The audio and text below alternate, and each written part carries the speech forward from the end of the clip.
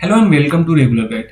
इस वीडियो में हम देखेंगे पावर पॉइंट में ऑब्जेक्ट कैसे इंसर्ट करते हैं। वैसे हम जाते हैं इंसर्ट टैब में और हम टेक्स्ट ग्रुप में जाते हैं और ये जहाँ पे अभी हमारा कर्सर है यहाँ पे हम कर्सर ले जाते हैं तो आप देख सकते हो यहाँ पे ऑब्जेक्ट लिखा है, लेकिन हम यहाँ पे इस ऑब्जेक्ट की बात नहीं कर रहे हैं, यहाँ पे हम इमेज और इलस्ट्रेशन की बात कर रहे हैं। तो चलिए हम देखते हैं। सबसे पहले हम देखेंगे कि शेप कैसे इंसर्ट करते हैं, उसकी फॉर्मेटिंग कैसे करते हैं, फिर आइकन कैसे इंसर्ट करते हैं, उसकी फॉर्मेटिंग कैसे करते हैं, और 3D मॉडल हम कैसे इंसर्ट करते हैं। ये तीन चीज़ें हम यहाँ पे देखने वाले हैं। तो चलिए सेकेंड सीट जो है ब्लैंक सीट है और यहाँ पे हम इंसर्ट करके देखते हैं। सबसे पहले हम जाएंगे इंसर्ट टैब में। इंसर्ट टैब में इलस्ट्रेशन पे हम शेप में जाएंगे और जो भी शेप हमें यहाँ से इंसर्ट करना है वो शेप हम यहाँ से ले सकते हैं। बहुत सारे शेप हमें यहाँ से दिख जाएंगे।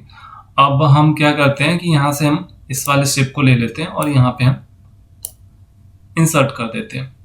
अब इसके अलावा कोई और भी शेप हमें इंसर्ट करना है तो फिर से हम इंसर्ट में जाएंगे, शेप पे जाएंगे और जैसे हम इस वाले शेप को ले लेते हैं ऊपर और इसको हम यहाँ पे कर लेते हैं। यहाँ पे हमने इसको ड्रा कर दिया। अब कुछ शेप में कुछ ऐसा ऑप्शन होता है जहाँ पे हम उस शेप की फॉर्मेटिंग में थोड़ा बहुत चेंज कर सकते हैं। जैसे पहला शेप हमने इंसर्ट किया तो अब देखो जब हम इस पे क्लिक करते हैं और कर्सर मूव करते हैं तो आप देखो प्लस आइकन हमें दिख रहा है, लेकिन यहाँ पे आप एक येलो कलर का बिंदु देख रहे हो। जब हम यहाँ पे ले जाते हैं तो हमारा कर्सर चेंज हो जाता है। अब यह जो येलो कलर है इसको हम पकड़ के ऊपर नीचे कर सकते हैं और शेप का जो डिजाइन है हल्का फुल्का उसमें चेंज कर सकते हैं। जैसे हम इसको पकड़ के ऊपर की तरफ कर देते हैं तो आप देख रहे हो कि यह आप उदास हो गया, नीचे कर दिया तो ये खुश हो गया, फिर से ऊपर कर दिया उदास हो गया, फिर से नीचे कर दिया या खुश हो गया। तो जो हम शेप इंसर्ट करते हैं या कुछ शेप में हमें ऐसे ऑप्शन दिखते हैं। एक और हम एग्जांपल दिखाते हैं।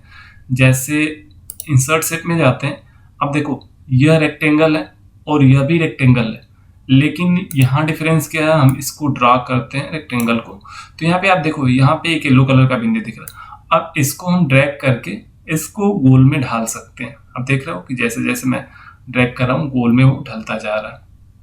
तो ये थोड़ा थोड़ा डिफरेंस होता है, इसको भी हमें ध्यान में रखना होगा। अब हम जाते हैं देखते हैं कैसे आइकन इंसर्ट करते हैं। हम ये भी देखने वाले हैं कैसे हम इसकी फॉर्मेटिंग करते हैं। पहले हम आइकन और 3D मॉडल भी इंसर्ट कर लेते हैं। तो आइकन पे हम क्लिक करेंगे तो अभी मैं नेट से कनेक्टेड हूँ तो ऑनलाइन मैं यहाँ से आइकन सेलेक्ट कर सकता हूँ। यदि आप नेट से कनेक्टेड नहीं हो तो वर्क ऑफलाइन का ऑप्शन आपके पास आएगा, वहाँ पे क्लिक करोगे और यदि आपके सिस्टम में किसी फोल्डर में आपने आइकन सेव कर रखा है तो आप वहाँ से इंसर्ट कर सकते हो। हम यहाँ से कोई भी आइकन ले लेते हैं और जैसे हम होम आइकन ले लेते हैं और इंसर्ट कर देते हैं। ठीक है, ये होम आइकन हमने यहाँ पे इंसर्ट कर दिया। और अब हम जाते हैं फिर से इंसर्ट टैब में और देख लेते हैं कैसे 3D मॉडल हम इंसर्ट करते हैं। तो हम 3D मॉडल पे क्लिक करते हैं, दिस डिवाइस, यदि आपकी डिवाइस में हो तो दिस डिवाइस करके आप उसको ले सकते हो, लेकिन हमारे डिवाइस में कोई भी ऐसा 3D मॉडल है नहीं। हम यहाँ से स्टॉक 3D मार्केट पे क्लिक करते हैं और यहाँ ऑनलाइन कोई हम मॉडल सेलेक्ट कर लेते हैं। जैसे हम अवतार ले लेते हैं, अवतार में बहुत सारे ऑप्शन हमें मिल जाएंगे और हम इसको ले लेते हैं, इंसर्ट कर लेते हैं। तो ये 3D मॉडल हमारा इंसर्ट हो गया है।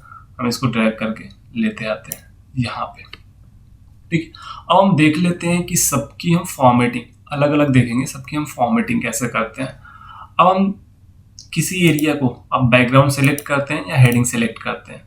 जैसे हम बैकग्राउंड सेलेक्ट करते हैं तो अभी आप देखो रिबन में कोई भी फॉर्मेट नेम से टैब हमें दिख नहीं रहा, कोई भी टैब हमें फॉर्मेट नेम से नहीं दिख रहा है।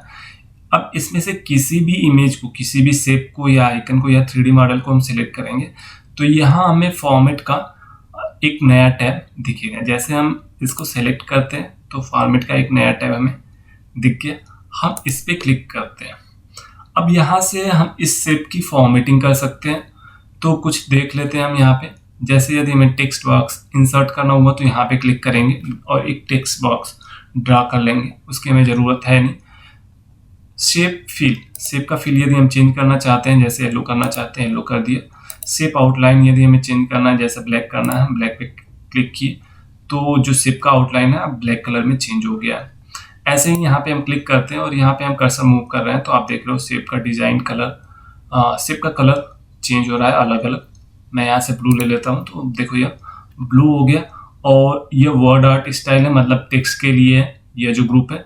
यदि आपने टेक्स्ट इंसर्ट किया हुआ है या टेक्स्ट बॉक्स इंसर्ट किया हुआ है या कोई भी शेप आपने इंसर्ट किया हुआ है उसमें कोई टेक्स्ट लिखा हुआ है तब उसके लिए। तो इसको अभी हम देखते हैं जब दूसरे शेप पे आते हैं। तो उसके बाद यहाँ पे ब्रिंग फॉरवर्ड सेंड बैकवर्ड का ऑप्शन है। तो यदि हम इसको लेके आते हैं यहाँ पे, ठीक है, अब आप देखो जब हम इस शेप को यहाँ पे लेके आते हैं तो जो हमारा आधा शेप था इस वाले रेड वाले शेप के पीछे चला गया, लेकिन हम चाहते हैं कि वो सामने आ जाए। तो हम यहाँ ब्रिंग फॉरवर्ड पे क्लिक करेंगे, इसको सेलेक्ट करके ब्रिंग फॉरवर्ड पे क्लिक करेंगे तो अभी देखो ये सामने आ गया। अब सेम बैकवर्ड पे करेंगे तो फिर से वो बैक में चला जाएगा। अब हम दूसरे शेप को सिलेक्ट करते हैं तो देखो फिर भी हमें यहाँ पे फॉर्मेट टैब दिखेगा। हम आउटसाइड कहीं जाते हैं तो फॉर्मेट टैब हमें नहीं दिख रहा। फिर से हम इसको सेलेक्ट करते हैं, फॉर्मेट टैब का ऑप्शन हमें दिख रहा है और सारे वही ऑप्शन हमें दिख रहे हैं। यहाँ पे अलाइन और रोटेट का ऑप्शन दिख रहा है, इसको भी हम देखते हैं। पहले हम यहाँ पे कुछ टेक्स्ट इनपुट कर देते हैं। तो हम यहाँ पे लिख देते हैं टेक्स्ट। अब हमने आपको बताया था कि यहाँ पे जो टेक्स्ट वाला ऑप्शन है, अब यहाँ से हम टेक्स्ट फिल जो भी चाहें, देखो ब्लैक कर दिया। इसकी साइज यदि हमें बढ़ानी है तो हम होम टैब से भी इसकी साइज बढ़ा सकते हैं। जो भी टेक्स्ट हमने लिखा हुआ इस शेप को सेलेक्ट करेंगे और होम टैब में जाएंगे और यहाँ से भी इसकी साइज हम बढ़ा सकते हैं। शेप आउटलाइन में जो भी आउटलाइन चाहिए हम यहाँ से आउटलाइन सेलेक्ट कर लेंगे। यहाँ से जो भी डिजाइन चाहिए हम यहाँ से डिजाइन सेलेक्ट कर लेंगे। आप देख रहे हो जैसे जैसे मैं कर्सर मूव कर रहा हूँ जो टेक्स्ट है उसका डिजाइन चेंज होता जा रहा है। तो इस तरीके से आप इसकी डिजाइन कर सकते हो, हमें कोई ज़रूरत नहीं है, हमें बस बताना था तो मैंने बता दिया। अब यहाँ पे एक ऑप्शन है अलाइन का। अब अलाइन का यूज हम कैसे करते हैं, जैसे हमारे पास दो टेक्स्ट है, यहाँ पे 1 2 दो शेप है, दोनों शेप को हम चाहते हैं अलाइन करना। जैसे ये शेप यहाँ पे है और ये शेप यहाँ पे, हम राइट साइड में अलाइन करना चाहते हैं तो हम इन दोनों को सेलेक्ट कर लेंगे, कंट्रोल के साथ हम दोनों को सेलेक्ट कर लेंगे और हम जाएंगे अलाइन पे। तो यहाँ हमें बहुत सारे ऑप्शन मिल जाएंगे। अलाइन राइट का ऑप्शन यहाँ पे दिख रहा है, हम अलाइन राइट सेलेक्ट करते हैं तो अब देखो राइट साइड में अलाइन हो गया, मतलब कि ये जो राइट साइड है इनका बिल्कुल सीधा हो गया है। फिर से मैं यहाँ पे कर देता हूँ, अभी दोनों सेलेक्ट हैं तो इस वजह से दोनों मूव हो रहे हैं। मैं यहाँ पे कर देता हूँ और फिर से इन दोनों को सेलेक्ट करता हूँ, फिर से अलाइन में जाता हूँ। अब मैं अलाइन लेफ्ट करूँगा तो आप देखोगे ये जो लेफ्ट लाइन इसका है, फर्स्ट शेप का और सेकेंड शेप का, दोनों अलाइन हो जाएंगे, एक सीध में हो जाएंगे। तो हम यहाँ सेलेक्ट करते हैं अलाइन लेफ्ट, तो आप देख सकते हो ये दोनों अलाइन हो गए। तो इस तरीके से अलाइन का, और ग्रुप करना है तो हम ग्रुप कर सकते हैं। अब ग्रुप हमने इनको कर दिया। अब हम जब भी सिलेक्ट करेंगे तो दोनों एक साथ हमारे सिलेक्ट हो जाएंगे।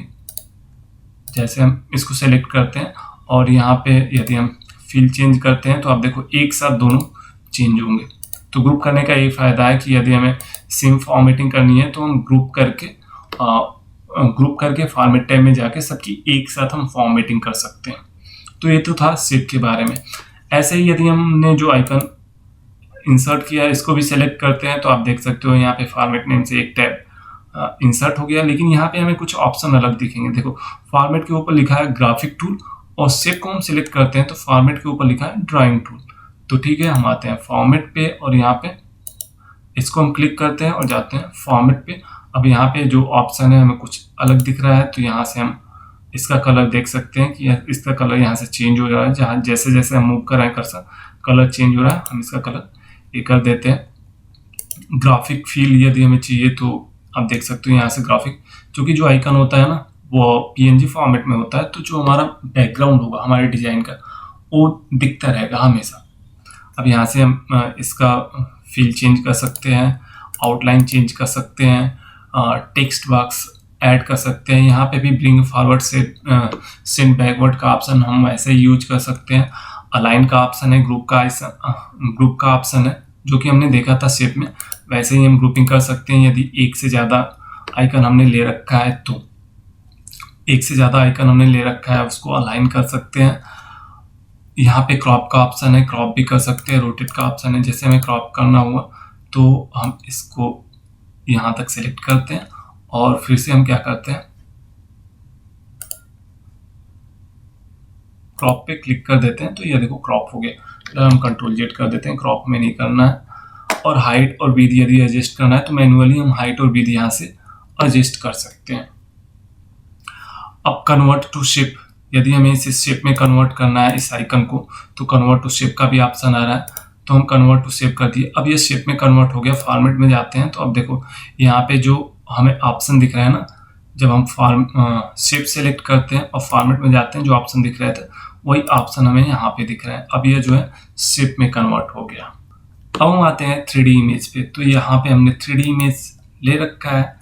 जब हम इसको सेलेक्ट करते हैं तो फॉर्मेट का एक नया टैब हमें दिख रहा है, लेकिन इसके ऊपर लिखा हुआ है 3D मॉडल टूल। तो अब देखो आइकन हमने लिया था तो भी फॉर्मेट का ऑप्शन हमें टैब दिखा, शेप लिया तो भी फॉर्मेट का टैब दिखा, 3D मॉडल लिया तो भी फॉर्मेट का टैब दिखा। लेकिन यहाँ पे 3D मॉडल, ग्राफिक और फॉर्मेट शेप अलग अलग ऑप्शन हमें दिखे। अब हम जाते हैं फॉर्मेट पे। अब यहाँ से आप देखो जो भी हम चाहें ना यहाँ से सेलेक्ट कर सकते हैं, लेकिन जैसे हम इसको सेलेक्ट कर लेते हैं तो कुछ इस तरीके से दिखेगा, इसको सेलेक्ट कर लेते हैं कुछ इस तरीके से दिखेगा। लेकिन हमें यहाँ से सेलेक्ट करने की ज़रूरत नहीं है। हम यहाँ से क्या कर सकते हैं, यहाँ पे आप देखो यहाँ मिडल में हम ले जाते हैं तो जो हमारा कर्सर है ना वो गोल सा दिख रहा है। अब हम यहाँ पे लेफ्ट क्लिक करेंगे और इसको जिधर भी घुमाना चाहते हैं ना, जिधर भी हमें घुमाना है, मैं माउस मूव कर रहा हूँ और ये घूम रहा है, देख सकते हो। जिधर भी हमें घुमाना है इसको हम घुमा सकते हैं। इसको हम कर देते हैं कुछ इस तरीके से, अब बिल्कुल 3D मॉडल लग रहा है। इस तरीके से हम इसको कर सकते हैं। बाकी selection, align, send backward, send forward, ये सारे ऑप्शन वैसे ही। हाइट और विड्थ हम यहाँ से एडजस्ट कर सकते हैं। ग्रुप का ऑप्शन हमें ग्रे आउट दिख रहा है क्योंकि हमने एक ही 3D मॉडल ले रखा है। यहाँ पे रीसेट 3D मॉडल का ऑप्शन है, हम क्लिक करते हैं तो जिस तरीके से हमारा 3D मॉडल था, जैसे हमने इंसर्ट किया था ठीक उस तरीके से हो गया। यहाँ पे 3D मॉडल पे हम क्लिक करते हैं तो और सारे 3D मॉडल यदि हमें डाउनलोड करने हैं या इंसर्ट करने हैं तो हम यहाँ से अपने डिवाइस से या तो ऑनलाइन स्टोर से हम यहाँ पे इंसर्ट कर सकते हैं। तो इस वीडियो में हमने देखा कैसे शेप इंसर्ट करते हैं, आइकन इंसर्ट करते हैं और 3D मॉडल इंसर्ट करते हैं और इनकी फॉर्मेटिंग हम कैसे करते हैं।